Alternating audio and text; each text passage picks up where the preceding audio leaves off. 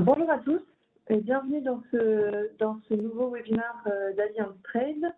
Je suis Olivia Duboucheron, chargée de marketing, et je suis ravie d'animer cette session avec deux de nos juristes de la direction du recouvrement. Comme vous le savez, enfin certainement, Euler Hermes a adopté depuis le 28 mars le nom d'Alliance Trade. Je voulais vous rassurer, au cas où vous ne soyez pas au courant, rien ne change à notre organisation et à notre offre et également à notre expertise. Donc nos juristes experts en recouvrement restent les mêmes et ils pourront traiter de ce sujet des impayés que nous allons aborder aujourd'hui. Donc aujourd'hui, effectivement, nous allons discuter du traitement des impayés lorsque ça arrive en B2B, en passant d'abord par un état des lieux. Enfin, je vous donnerai quelques chiffres sur les impayés en France, en quelques chiffres clés. Nous vous donnerons un panorama des outils à votre disposition pour traiter ces impayés sous la forme de conseils que vont vous donner deux de nos juristes. Et nous pourrons effectivement aussi vous dire comment l'assurance crédit peut vous aider à simplifier la gestion des impayés lorsque ça vous arrive malheureusement. Parce qu'en effet, toute entreprise a vocation à rencontrer un impayé, malheureusement. On n'est jamais à l'abri d'une facture non réglée ou d'un retard de règlement, malgré de bons réflexes de prévention. Il est probable que vous ayez malheureusement à faire face un jour ou l'autre à un client qui ne paie pas sa facture. L'assurance crédit vous permet de connaître la situation financière de vos clients et de vos prospects par son volet de prévention, mais également, lorsqu'il y a malheureusement un impayé, de recevoir une indemnité en cas de non-règlement d'une facture et de s'occuper, enfin les juristes de l'assurance crédit vont s'occuper ensuite du recouvrement des créances impayées. Donc chez Alliance Trade, la direction du recouvrement est composée d'une soixantaine de juristes répartis sur tout le territoire métropolitain et qui sont spécialisés donc en recouvrement des créances B2B. Il y a un certain nombre d'agences qui s'occupent du recouvrement des créances quand les entreprises sont dites solvables, deux autres agences qui s'occupent du recouvrement des créances lorsque les entreprises sont placées en procédure collective, et enfin on a une agence spécialisée pour le recouvrement à l'international. Et ça, le recouvrement est pris en charge par Alliance Trade, que la créance soit garantie ou non. Donc aujourd'hui, j'ai le plaisir d'accueillir avec moi deux juristes, donc Stéphane Théophilos qui s'occupe des créances lorsque les entreprises sont solvables, et Tim Rebourg, qui s'occupe plutôt des entreprises des créances lorsque les entreprises sont placées en procédure collective. Et donc, ce sont deux collègues avec qui j'ai travaillé pendant 5 ans avant de rejoindre la direction du marketing. Donc, Stéphane et Tim, je vous laisse vous présenter en quelques mots. Oui, merci Olivia. Bonjour à toutes et tous. Je suis Stéphane Théophilos, juriste contentieux France et international chez Alliance Trade depuis 2 ans et demi. Je fais partie des 10 agences de recouvrement réparties dans les différentes régions françaises, au contact des sociétés ainsi que des tribunaux. Et je suis spécialisé dans les négociations et les procédures amiables, mais j'interviens également dans le cadre de procédures judiciaires et pour les sociétés solvables, donc dites in bonis. Bonjour à toutes et toutes. Pour ma part, je m'appelle Tim Rebourg. Je suis juriste contentieux donc chez Alliance Trade depuis maintenant 4 ans. Et je suis rattaché à l'une des 2 agences spécialisées dans le traitement des dossiers où le débiteur sera, quant à lui, en procédure collective ou préventive. Donc pour ce qui est des procédures collectives, ce sera par exemple une sauvegarde, un redressement judiciaire ou une liquidation judiciaire. Et donc, on traite également des dossiers qui sont en conciliation ou en mandat ad hoc, où là, dans ce type de procédure, la négociation est prépondérante, contrairement aux procédures collectives qui sont beaucoup plus strictement encadrées par le Code de commerce. Donc, on prend en charge les dossiers dès l'ouverture d'une procédure collective ou préventive, mais aussi suite à un transfert fait par nos collègues du département dont Stéphane fait partie, lorsqu'une entreprise qui est dite in bonis fait l'objet d'une défaillance. Merci beaucoup à tous les deux. Donc aujourd'hui, comme je vous le disais au début, nous allons vous donner quelques conseils quant aux réflexes à adopter lorsqu'un impayé se présente. Donc pour commencer, c'est Tim qui va prendre la parole et qui va aborder le sujet de la base de toute relation commerciale et savoir ce qu'il faut faire pour se prémunir au maximum d'un impayé. Donc Tim, je te laisse la parole. Merci Olivia. Donc oui, effectivement, le premier conseil que je pourrais donner, c'est de se prévenir en amont de tout risque d'impayé. Comme on dit, mieux vaut prévenir que guérir. Et donc, cette prévention sera dès l'établissement de la relation contractuelle avec le client. Pour ça, recueillir sa signature sur un document contractuel sera le cas idéal. Conclure un contrat donc classique ou une convention d'ouverture de compte ou bien obtenir un devis qui sera tamponné et signé par votre client et ce devis qui reprend vos conditions générales de vente permettra de maximiser vos perspectives de récupération dans la mesure où ça facilitera l'éventuelle mise en œuvre d'actions ultérieures comme la revendication de vos marchandises, mais sur ce point-là, on y reviendra un peu plus tard. Au moment de la conclusion d'un contrat ou le passage d'une commande d'un montant significatif, il est toujours opportun de négocier en amont de cette conclusion une prise de sûreté auprès de votre client afin de sécuriser votre créance face à tout risque d'impayé. Là, le cas idéal sera une caution, une garantie à première demande ou une délégation de paiement qui permet d'introduire un tiers dans la relation contractuelle qui aura un intérêt à la bonne exécution de votre transaction. L'intérêt, c'est que ce tiers sera a priori plus solvable que votre client et le coût de mise en œuvre de ces sûretés est généralement très maîtrisé et très raisonnable. Enfin, pour ce qui est de cet établissement de la relation contractuelle, j'attire votre attention sur l'importance de la conservation des documents commerciaux, et particulièrement les bons de commande et de livraison, et ce jusqu'au complet paiement de la créance par votre client ou par un tiers, et de la confirmation de son irrecouvrabilité, et ça sera plus largement dans le cadre d'une procédure collective. La conservation des documents permettra d'être en mesure de faire face à toute éventuelle contestation de créance qui pourrait intervenir dans le cadre de la relation contractuelle et remettre en cause le paiement de celle-ci dans le cadre d'une procédure ultérieure.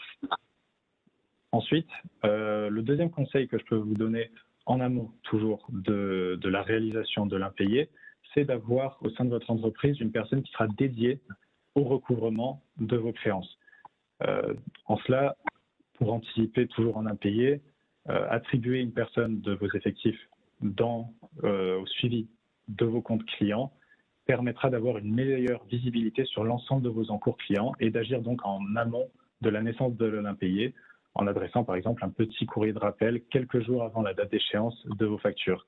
Comme vous l'expliquera Stéphane plus tard, les raisons d'un impayé sont multiples et elles peuvent relever généralement d'un simple oubli de paiement. Donc, un simple rappel à l'approche de la date d'échéance d'une facture peut éviter de rencontrer des difficultés dans leur mise en paiement. Merci beaucoup, Tim. Donc ça, ce sont des conseils à appliquer à la base d'une relation commerciale, donc en amont d'un impayé, quelques conseils pour éviter et se prémunir de tout non-règlement. Avant que Stéphane nous donne des conseils à suivre lorsque l'impayé survient et que l'entreprise est solvable, je voudrais revenir sur quelques chiffres significatifs issus d'une étude menée il y a quelques mois par Allianz Trade. Donc nos économistes ont voulu se pencher plus près sur la gestion des impayés en France et ils se sont rendus compte que d'un chiffre très important, qui est que 25% des défaillances des TPE, donc très petites entreprises, et des PME, petites et moyennes entreprises, sont causées par des retards de paiement. Donc c'est assez impressionnant parce que 25%, un quart des défaillances, donc des procédures collectives, sont causées par ces retards de règlement. Parce que quand un impayé arrive, il peut parfois être difficile à absorber. Et il peut aussi vous empêcher de régler la facture d'un fournisseur de votre côté. Donc, il convient d'être très vigilant sur ce point de trésorerie et comme le disait Tim, de possiblement rappeler à votre client quelques jours avant la date d'échéance d'une facture et de vous assurer que le règlement va bien arriver parce que ça peut vous permettre de maintenir votre trésorerie à flot. D'autre part, nos experts ont évalué que les chances de récupération d'une créance s'élèvent à 70% si la procédure de recouvrement est lancée moins de 60 jours après la date de l'échéance de la facture. Donc, le bilan, c'est qu'il faut agir vite, parce qu'à contrario, si la procédure est lancée plus de 95 jours après la date d'échéance de la facture, là, on est sur 70% de chances de ne rien récupérer du tout. Donc, il est donc nécessaire d'agir très vite. Donc maintenant, je vais laisser à nouveau Tim et Stéphane vous donner de nouveaux conseils. lorsque l'impayé survient. Donc, il me semble que Tim, tu vas nous parler de la première étape à faire lorsque la date d'échéance est dépassée et qu'il n'y a pas de règlement. Absolument. Donc, une fois que l'impayé est confirmé, donc comme l'a dit Olivia, une fois que votre facture n'est pas réglée à sa date d'échéance, le premier réflexe qu'il faut adopter consiste à vérifier la situation juridique de votre client. En effet, les démarches qui seront à entreprendre face à cet impayé seront différentes selon que votre client est solvable ou qu'il fait l'objet d'une procédure collective. Pour ça, c'est très simple, il faut se référer donc au site du BODAC, le site internet. Le BODAC, c'est le bulletin officiel des annonces civiles et commerciales, qui publie toutes les décisions d'ouverture de procédures collectives dans un délai qui est habituellement compris dans les 2 semaines suivant le jugement d'ouverture. Il sera aussi possible de regarder sur des sites comme Infogreffe ou Société.com qui mentionnent généralement aussi l'annonce qui est publiée au BODAC. Merci beaucoup, Tim. Donc, cette vérification de la situation juridique est importante à faire dès le début parce que la mise en place du plan d'action va être différente si la société est solvable ou non. Donc, je vais laisser maintenant la parole à Stéphane, qui est donc spécialisé dans le recouvrement des créances lorsque la société est réputée solvable, donc qui ne fait pas l'objet d'une procédure collective. Et je te laisse nous présenter les réflexes à adopter, Stéphane. Oui, merci Olivia. Et effectivement, lorsque l'on a effectué ces vérifications qui sont nécessaires, et si la société débitrice donc ne fait pas l'objet d'une procédure collective, donc liquidation, redressement, etc., eh bien, nous pouvons commencer la phase de recouvrement amiable, qui, nous pensons, doit rester toujours la première solution à envisager lorsque vous tentez d'obtenir le règlement de vos factures. Premièrement, essayez de joindre votre client et d'entamer le dialogue. Les raisons d'un impayé ne sont pas toujours celles que l'on croit. Il peut s'agir d'un simple retard, peut-être la perte de vos documents, un changement de comptable. Bref, il existe de nombreuses situations qui peuvent être débloquées par un simple échange.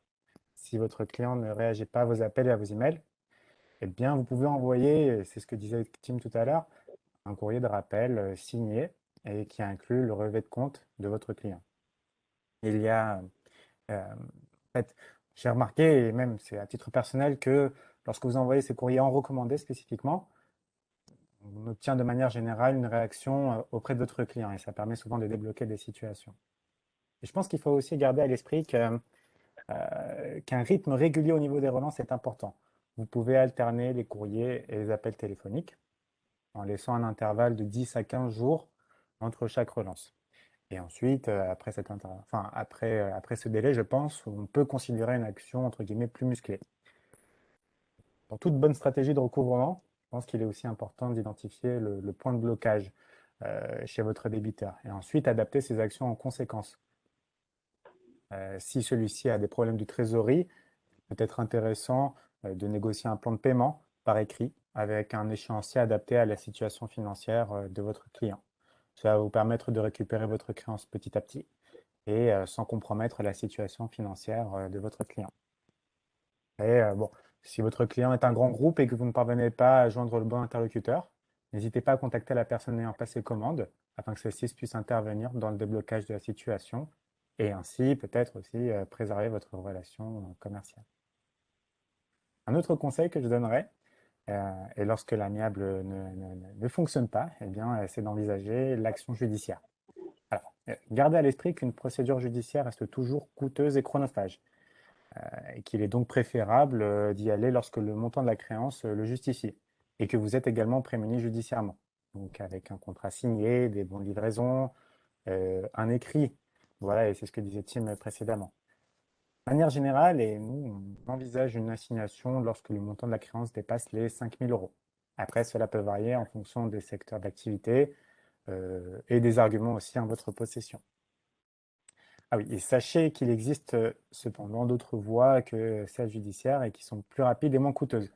Par exemple, il y a la procédure d'injonction de payer qui peut vous permettre de faire reconnaître votre créance et d'en réclamer le paiement dans un délai qui habituellement est inférieur à 3 mois.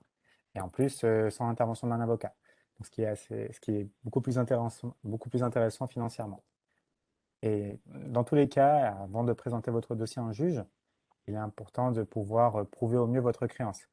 Et en cela, et c'est ce que je disais tout à l'heure, je parlais d'un écrit, mais un argument de taille qui représente une protection importante devant le tribunal, c'est la reconnaissance de dette signée. Et pour cela, et durant la phase amiable, vous pouvez tenter d'obtenir un écrit de votre client qui précise qu'il souhaite régler vos factures, qu'il ne les conteste pas. Vous pourrez ensuite justifier votre opposition plus facilement devant le tribunal en cas de besoin. Merci beaucoup Stéphane donc, pour ces conseils. Donc nous comprenons, pour faire un bilan, le but principal c'est de maintenir une bonne relation entre la société débitrice et vous, la société créancière, mais il ne faut pas non plus risquer de gâcher ses chances de récupération et donc il vaut mieux prendre le maximum de précautions en vue d'une éventuelle procédure judiciaire qui pourrait arriver un jour ou l'autre.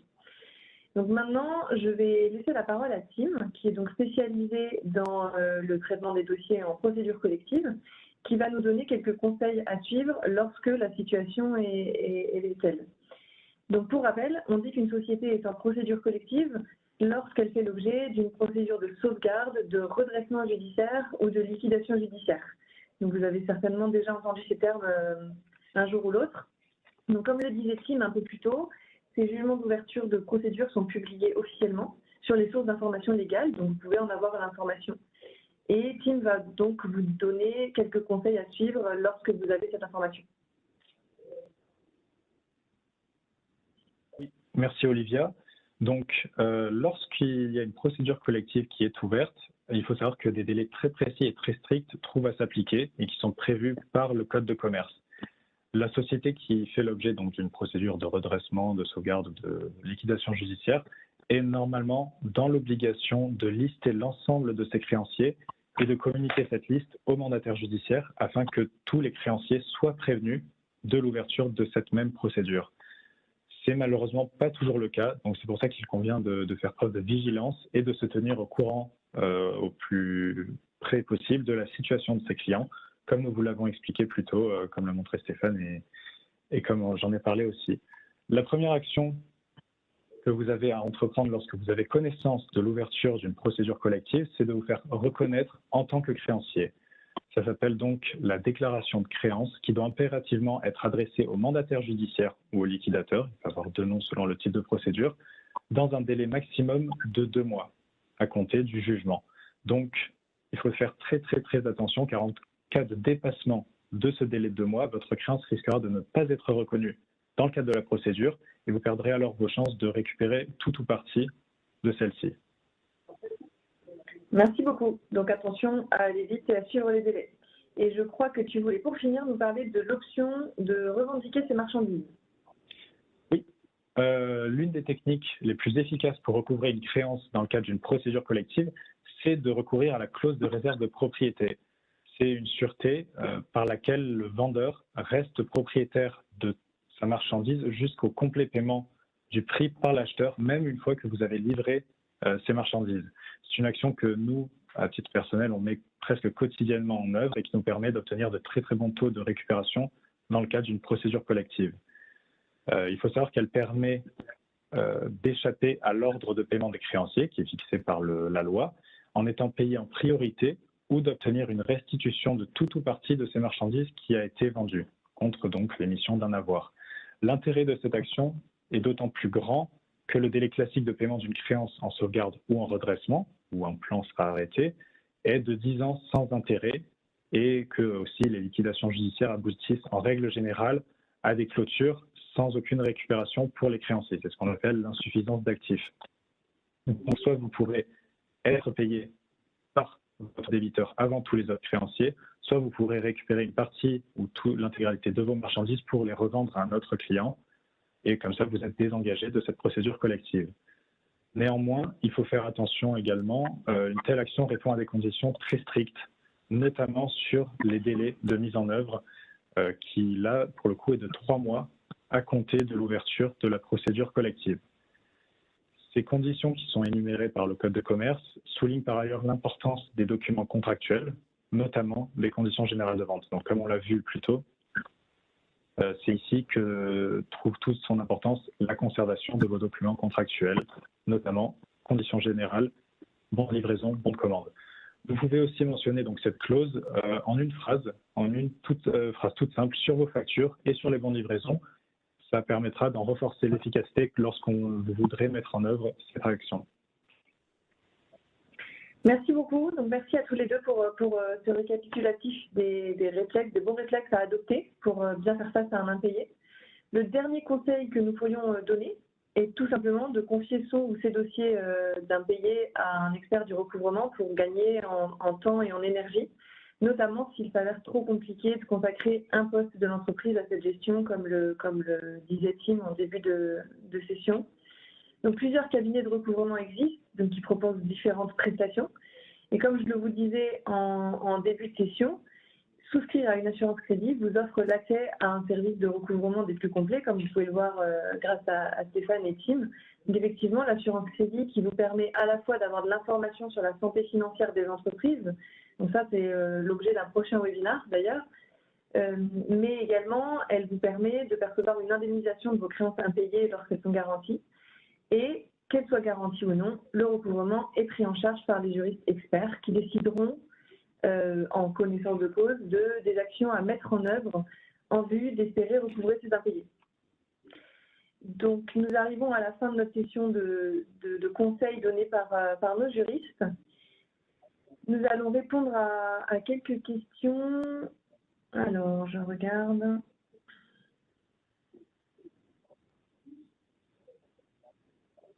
Alors, j'ai une première question. Tim, si tu veux bien, j'ai une question. Je vends de manière ponctuelle à mes clients. Est-il vraiment nécessaire de faire signer un contrat et les bons de commande? Eh bien, d'abord, merci pour cette question. Dans l'idéal, lorsque vous commercez avec un nouveau client, il sera toujours intéressant d'encadrer cette relation avec un document écrit qui reprendra toutes les informations générales sur vos sociétés respectives et qui renverra à vos conditions générales de vente. Je ne pourrais pas souligner assez l'importance des conditions générales de vente, qu'elles soient connues et acceptées par votre client dans toute relation commerciale. Ce sera une protection supplémentaire qui pourra s'avérer utile plus tard, même si vous ne faites pas face à un impayé. L'établissement de ce genre de document, s'il s'avère trop compliqué à mettre en place, pourra être compensé par l'édition de vos conditions générales de vente au dos de vos factures, en inscrivant en bas de page du recto un renvoi à ces conditions générales de vente. Donc là, c'est typiquement pour une réserve de propriété, une revendication de vos marchandises. La simple mention de ces conditions générales de vente au dos des factures permettra de la mettre en œuvre. Merci beaucoup, Tim. Alors, j'ai une seconde question pour Stéphane, peut-être. Est-ce que vos clients, vos assurés sont tenus informés de la situation juridique de leurs clients? Oui. Oui, effectivement, ils sont tenus informés, et ça, c'est grâce à leur contrat d'assurance, tout simplement parce qu'ils ont accès à un service qui permet de suivre en temps réel la situation juridique et financière de tous leurs partenaires commerciaux. En fait, lorsque une société tombe en redressement judiciaire, par exemple, ou en liquidation, eh bien, nos assurés reçoivent une alerte. Il faut que je me souvienne sur quelle plateforme, mais ils reçoivent une alerte par Alliance Trade qui les informe que, attention, votre client est en procédure judiciaire. Et comme on vous l'a expliqué tout à l'heure, il faut déclarer sa créance dans un délai très court. En plus de cela, Alliance donne une notation sur la situation juridique et financière. Et cette notation, elle est très utile parce qu'elle vous permet de suivre la santé financière de votre client. Et in fine, ça peut être très, très, très utile. Pourquoi? Parce que vous pourrez décider de poursuivre votre relation commerciale avec votre client ou non. Je sais que cela a aidé pas mal de mes assurés, notamment. Ouais. Non, effectivement, ils peuvent suivre absolument les situations juridiques et financières de tous leurs clients. Merci J'espère beaucoup. que ça a répondu. Oui, c'est super. Je vois qu'il y a une question, je reviens sur la première question à laquelle Tim a répondu, parce qu'il y a une autre question qui y répond. Donc, m'assurer que c'est bien compris. La question, c'est doit-on faire signer nos CGV lors de la création d'un compte client? Donc, comme le disait Tim, oui, c'est idéal, là, c'est sûr. Si vous faites, c'est ce que Tim disait, hein, tu me complètes si tu le souhaites, Tim. Si vous faites si vous faites une convention d'ouverture de compte client, absolument, c'est signer vos CGV, c'est le mieux. et à minima, comme le disait Tim, s'il y a la mention de la clause de propriété ou du renvoi à vos conditions générales de vente sur les factures, ça sera déjà fait de gagner. Mais c'est exactement ce que disait Tim juste avant. Oui, et si je peux juste compléter, dans les conditions d'ouverture de compte, il pourra simplement être fait mention comme quoi le client reconnaît avoir pris connaissance et avoir accepté expressément les conditions générales de vente, même si elles ne sont pas signées. Tant que le document avec cette phrase-là est signé, ça suffira pour en justifier. Merci beaucoup, Tim. Donc, pareil, il y avait une autre question, je vois, de Anne. Voilà, c'était la même chose. Il me semble que le client doit avoir accepté les CGV au stade de la commande pour que celle-ci s'applique. Merci. Voilà. C'est la même sujet. Alors, je vais prendre une troisième question avant que nous terminions la session. Alors, une question sur la revendication encore, Tim, si tu veux bien. Est-ce qu'on peut récupérer ces marchandises même si l'entreprise n'est pas en faillite, donc en procédure collective? Alors oui, c'est tout à fait possible. La revendication de marchandises fonctionne que la société soit en procédure collective ou soit solvable. C'est dès lors qu'il y a un impayé, vous restez propriétaire de vos marchandises. Donc pour cela, il faudra toujours s'appuyer sur la clause de réserve de propriété. Donc on a assez insisté sur le fait de la mentionner dans les conditions générales de vente. Donc oui, il est possible de mettre en œuvre cette action, même si votre client n'est pas en redressement judiciaire ou en liquidation. Mais toutefois, il faut avoir à l'esprit que ça affectera les ventes et l'activité de votre client, donc qui peut entraîner une modification, une altération même de vos relations commerciales. Néanmoins, ce n'est pas toujours le cas. Le retour des marchandises peut être bénéfique aux deux parties, dans le sens où le client qui n'a pas forcément besoin de vos marchandises dans l'immédiat se débarrasse de ces marchandises qui sont stockées, ce qui entraîne un coût aussi. Vous récupérez des marchandises que vous pouvez revendre et lui se dégage d'une partie de la dette qu'il doit de son passif dans le cadre de la procédure collective. Ouais. Merci beaucoup, Tim. Pour compléter, Olivia, si tu le veux bien. Oui, vas-y. Juste pour compléter, effectivement, et c'est ce qu'on parlait de revendication de la marchandise, je disais tout à l'heure l'importance de la phase amiable.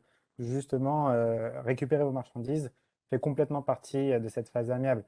Ça peut éviter une procédure judiciaire à terme et en plus préserver votre relation commerciale. C'est une des nombreuses techniques en fait qui vont permettre de récupérer votre créance. Parce qu'on a tendance à penser que c'est seulement le règlement de votre facture, donc l'argent, alors qu'il existe d'autres moyens dont justement la collecte de ces produits. Voilà, c'est juste pour compléter. Ok, merci beaucoup. Alors, je ne vais pas pouvoir répondre à toutes les questions parce qu'il y en a à la fois dans le module de chat et à la fois dans le module de questions-réponses. J'en vois une dernière à laquelle je peux répondre rapidement. Est-ce que votre solution fonctionne avec des clients aux USA, au Canada ou en Amérique du Sud? Alors oui, Alliance Trade est présent partout dans le monde. Est-ce que Stéphane, tu veux en dire quelques mots très rapidement ou est-ce que sinon vous pourrez poser cette question plus en détail? En quelques petites phrases, et puis sinon ouais. je pourrais répondre après, mais effectivement, on a des filiales partout dans le monde. Et je gère également des dossiers français, mais je gère également des dossiers étrangers. Et je peux vous dire que nous avons également des juristes à l'étranger qui effectuent le recouvrement d'une manière de la même qualité que nous faisons ici en France. Donc effectivement, nous pouvons effectuer le recouvrement à l'international, tout comme en France. Ok, donc ça c'est la force Alliance Trade, effectivement, qui est présent partout dans le monde. Alors, on va mettre fin à cette question parce qu'on arrive au terme de notre demi-heure de webinaire. J'ai noté toutes les questions pour que Stéphane et Tim ou d'autres personnes de l'entreprise, si ça ne les concerne pas, puissent vous répondre. Donc ça, c'est la première chose. Merci en tout cas pour votre présence et vos questions. Le prochain webinaire, comme je le disais en début de session, je ne sais plus quand, ce sera sur la prévention, donc le deuxième volet, premier volet, on va dire, de l'assurance crédit, savoir ce qu'on peut obtenir comme information financière sur vos clients et vos prospects grâce à Alliance Trade. Donc, n'hésitez pas à vous inscrire lorsque vous aurez les invitations. Dans tous les cas, pour le webinaire d'aujourd'hui, vous allez recevoir demain un mail avec l'accès au replay de la vidéo. Donc, au cas où vous voulez revoir ou poser d'autres questions, il y aura un formulaire pour poser vos questions si nécessaire. Et il me semble que nous allons vous envoyer également un e-book sur le recouvrement qui sera encore plus complet que le webinaire d'aujourd'hui. Donc n'hésitez pas à nous poser vos questions dans le cadre de ce mail que vous allez recevoir demain. Et à bientôt pour une prochaine session. Et merci beaucoup à Tim et Stéphane. Merci beaucoup. À bientôt, j'espère. Merci à vous. Au revoir. Au revoir. Bonne journée à tous.